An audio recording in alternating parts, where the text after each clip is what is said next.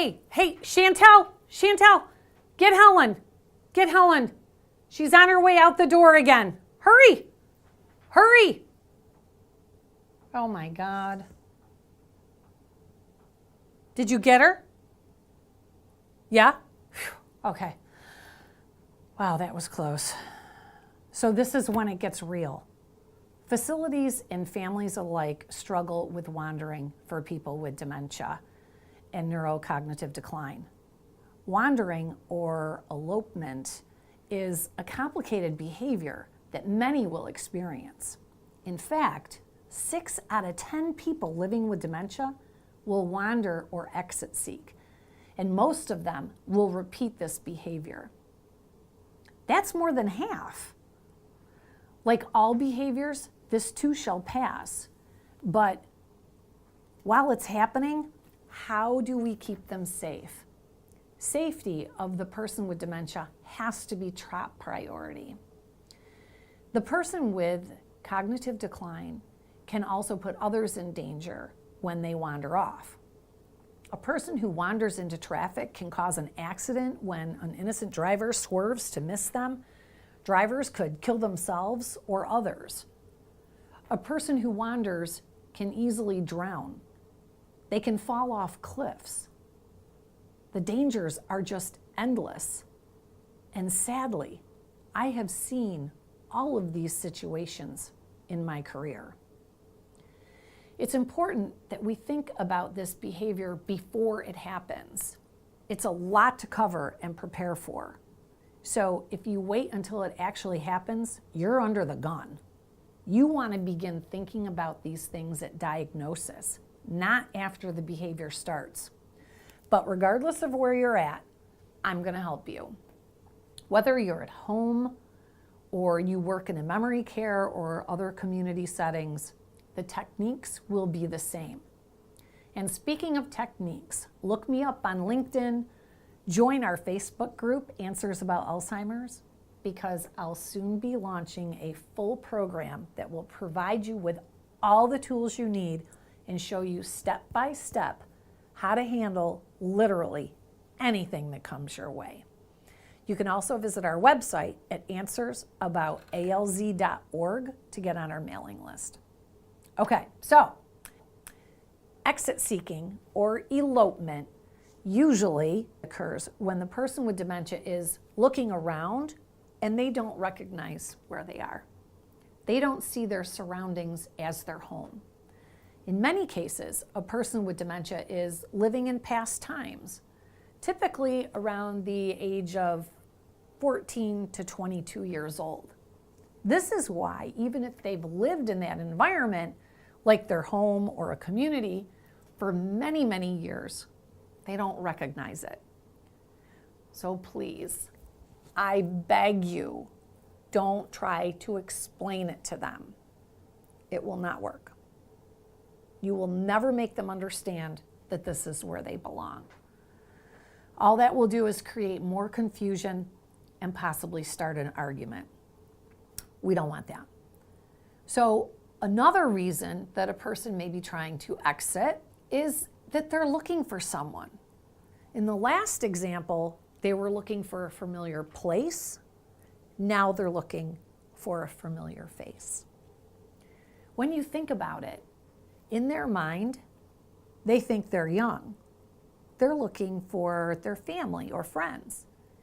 So if in their mind, they are in their late teens or early 20s, are they going to recognize their spouse?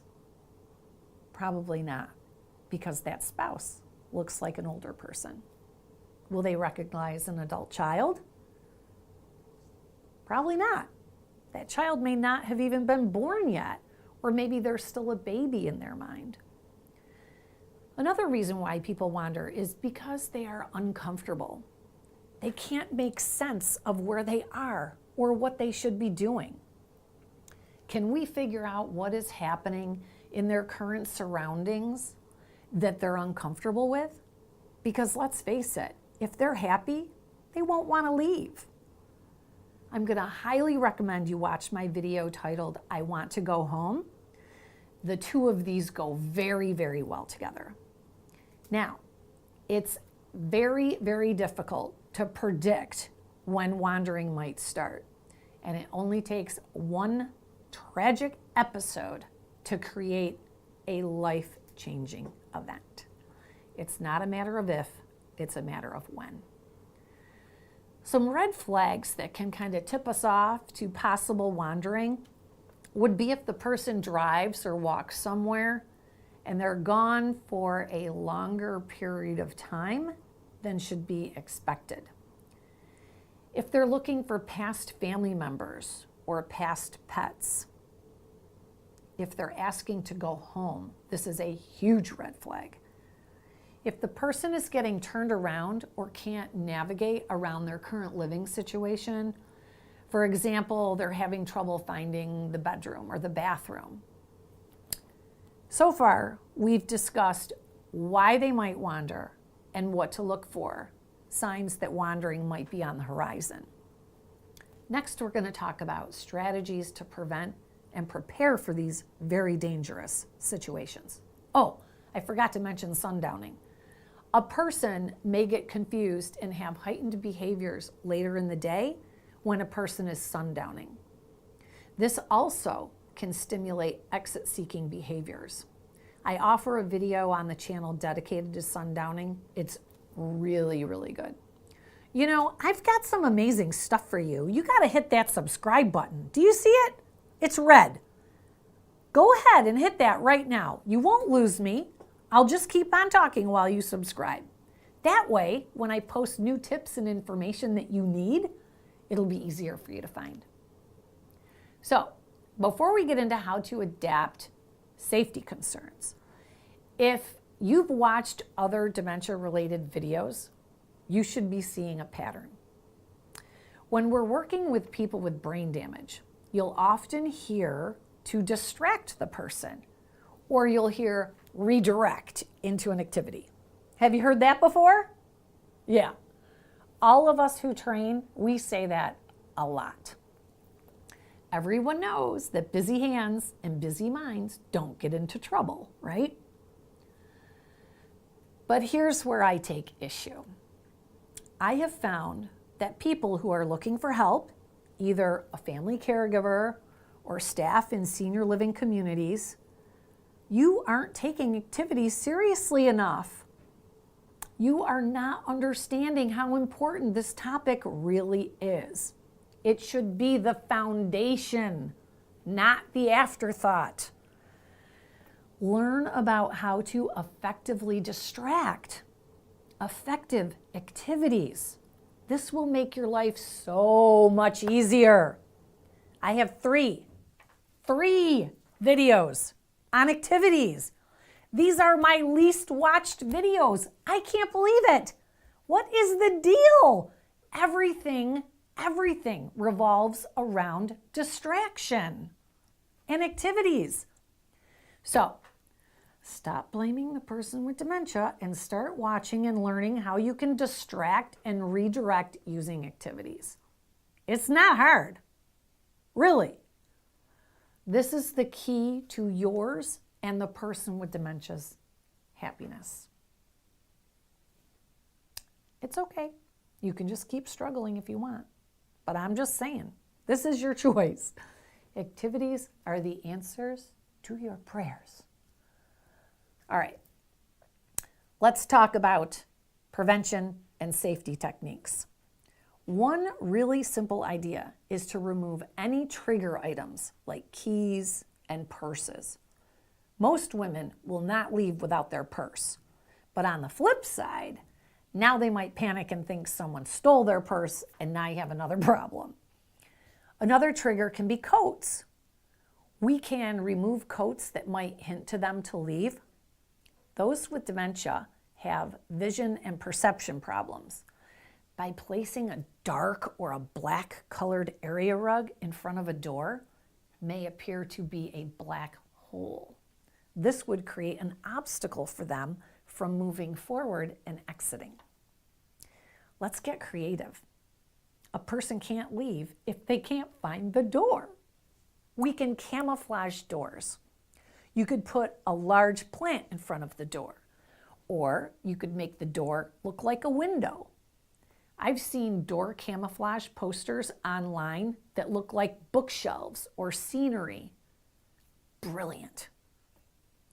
Many people with dementia will simply stop if they see a big stop sign. Try that.